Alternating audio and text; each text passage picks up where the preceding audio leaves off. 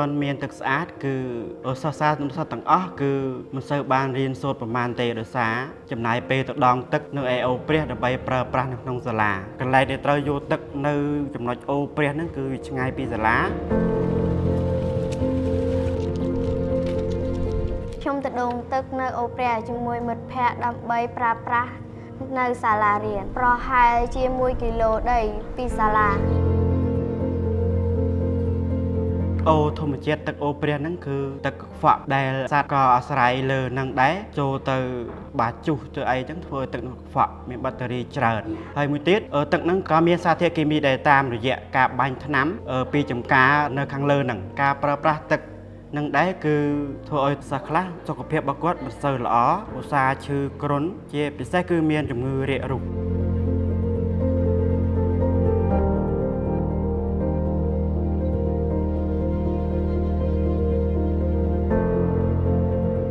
ស្ថានីយ៍ទឹករបស់ខ្ញុំទៅបីដាច់ភ្លើងក៏ដំណើរការបានដែរដោយសារមានសូឡាសម្រាប់ជួយទប់ភ្លើងដើម្បីប្រើប្រាស់ប្រជាជននៅក្នុងភូមិហ្នឹងឃើញគាត់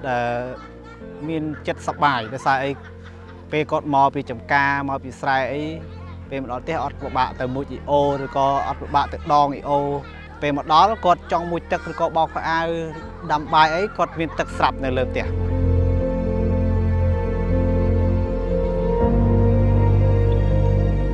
ក្រោយពេលមានទឹកប្រើប្រាស់ខ្ញុំសប្បាយចិត្តណាស់ព្រោះมันចំណាយពេលយូរទៅដងនៅអូរព្រះមានពេលវេលារៀនសូត្រពេញលេញ